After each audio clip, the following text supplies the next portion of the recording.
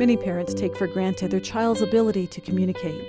But for parents of children with autism, even a simple word can feel like a miracle. The Autism Society Inland Empire hosted 2 Adventures in Communicating camps.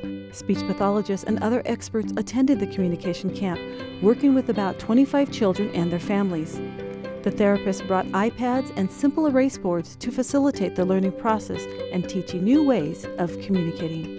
So this training, which we've done today and we'll do tomorrow, is an opportunity for families to come together with their person, their student, their child, to learn to communicate through an alternate mode. I was expecting to get exposure to how we can use the technique, so I was delighted that I got the opportunity and how Darlene was able to direct my son and into expressing rather than expressing through words rather than behaviors. Our goal is for families to learn how to support their person so that they have more expressive communications. A lot of the families get used to talking a certain way with their kids, and so our goal is to show them a different way to learn to speak with their children so that they can get more out of them, more expressive, more ideas out of the person rather than having to tell their person what to say.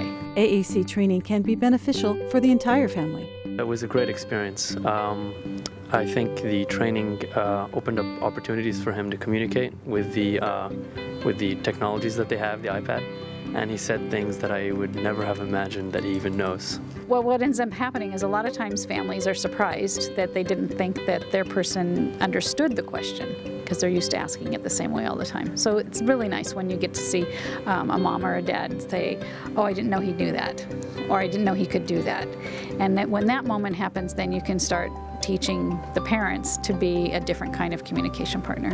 Some cute animals were introduced to the students, knowing that the students would be highly entertained, therefore motivated to participate in the exercise. Because who doesn't like seeing a chinchilla? For example, he asked a question for the first time. I've never ever seen him ask a question. He asked the lady who was working with him, he said, "Do you think all the people pet the chinchilla?" And he spelled the word chinchilla. He's never seen it in his life. I mean, he doesn't even read, and he was able to write all that out. It was amazing. So when Darlene stepped in, she was able to talk to him and bring him, to focus his thoughts, giving him that facilitation of typing. And once he realized, because he can type, not necessarily his thoughts, but his name and address and stuff, he was able to see, oh, I can do this. And to me, because I got it on my camera, it's wonderful that he was able to type, and I can probably practice it at home.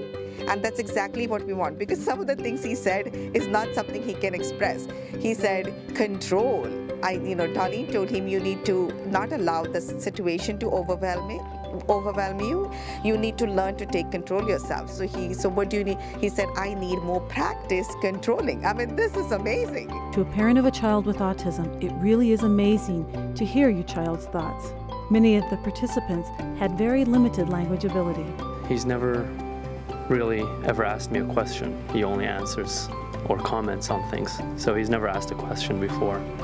So his communication in terms of feelings or in-depth questions was limited or non-existent. So how does this sibling feel when he hears his brother's thoughts for the first time? Well, I mean, first thing that hit me is like, do I really know my brother? I mean, he has all these things inside him and they're coming out, so it was sort of overwhelming, I think, at first. But now I'm excited to see what he can do. To see what he could do, and how others with training and practice can finally have a voice they knew was there, but family members are just now hearing. Thanks to grant funding, this was an opportunity of a lifetime.